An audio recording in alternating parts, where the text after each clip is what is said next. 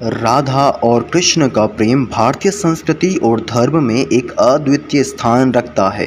राधा को श्री कृष्ण की प्रेमिका और उनकी भक्ति का प्रतीक माना जाता है। ब्रजभूमि, विशेष रूप से वृंदावन, गोवर्धन और बरसाना में राधा और कृष्ण के प्रेम की अनेक कथाएं प्रचलित हैं। राधा और कृष्ण का प्रेम शुद्ध, दिव्य और आत्मीयता से भरा हुआ था, जो किसी भी सांसारिक प्रेम से परे था। राधा की जीवन कथा। राधा का जन्म एक ब्राह्मण परिवार में हुआ था और उन्हें वृषभानु की पुत्री माना जाता है। राजा का पालन पोषण गोपियों के बीच हुआ और वे कृष्ण के बचपन के साथी और प्रेमिका बनी। उनके प्रेम की कहानियाँ ब्रज और गलियों में आज भी गूंजती है। राधा और कृष्ण के प्रेम को भगवान और भक्त के प्रेम में प्रतीक के रूप में देखा जाता है। राधा की मृत्यु की कथा। राधा की मृत्यु के संबंध में कई पौराणिक कथाएं और लोक कथाएं हैं, जिनमें से कुछ प्रमुख कथाएं यहाँ प्रस्तुत की जा रही है। वृंदावन में राधा की विदाई।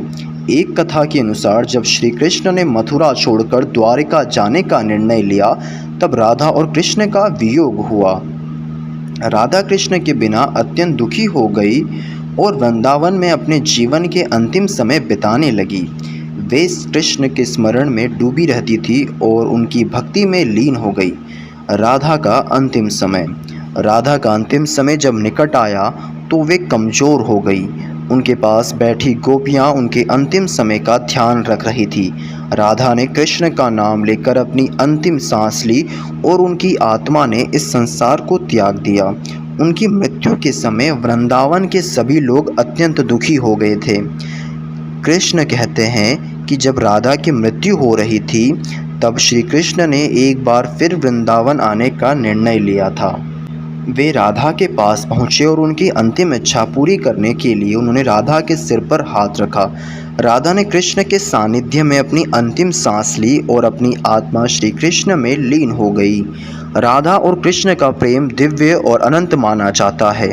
उनकी मृत्यु के बाद कहते हैं कि राधा की आत्मा श्री कृष्ण में समा गई और वे अनंत काल के लिए एक हो गए।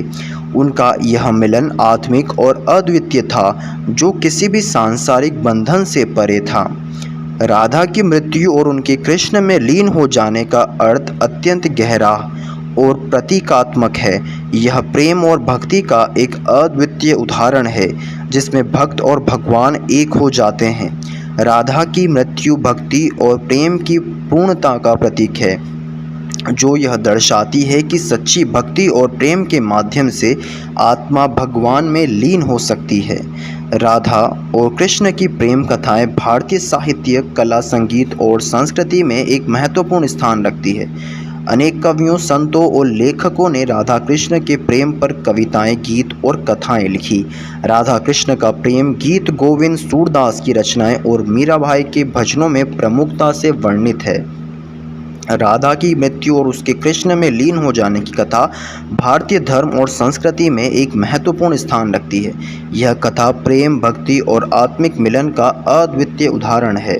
राधा कृष्ण का प्रेम हमें यह सिखाता है कि सच्ची भक्ति और प्रेम के माध्यम से आत्मा भगवान में लीन हो सकती है और जीवन की अंतिम यात्रा को सुखद और पूर्ण बना सकती है। राधा के वियोग में बांसुरी तोड़ना।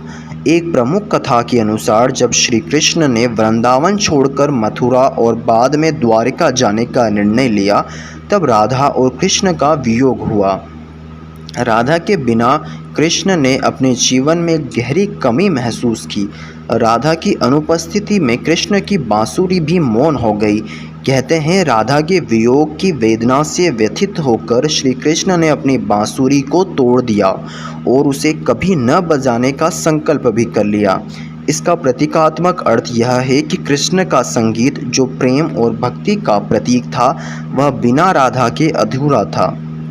द्वारिका में श्री कृष्ण को एक राजा के रूप में अपनी जिम्मेदारियों का निर्वहन करना पड़ा।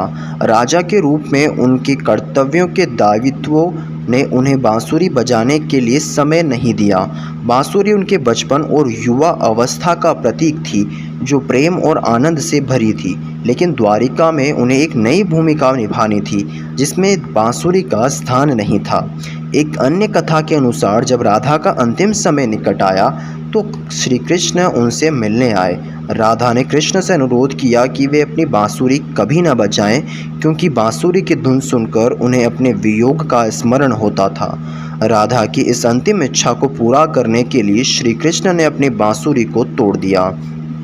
श्री कृष्ण की बांसुरी प्रेम, भक्ति और आत्मिक आनंद का प्रतीक है। इसे तोड़ने का अर्थ यह भी हो सकता है कि कृष्ण ने सांसारिक प्रेम और भक्ति के ऊपर उठकर उच्चतम आध्यात्मिक स्तर पर पहुंचने का निर्णय लिया। बांसुरी का त्याग आत्मा की उस अवस्था का प्रतीक हो सकता है जहां वह ईश्वर में लीन हो जाती है और किसी भी भौतिक वस्तु की आवश्यकता नहीं रह सकती है। कृष्ण की बांसुरी की धुन ने भले ही मौन धारण कर लिया हो, लेकिन उनकी प्रेम और भक्ति की गाथाएं अनंत काल तक लोगों के हृदयों में गूंजती रहेगी। उनके जीवन और कर्म हमें यह सिखाते हैं कि प्रेम और भक्ति ही जीवन का सच्चा सार और यही हमें आत्मिक शांति और मोक्ष की ओर ले जाते हैं।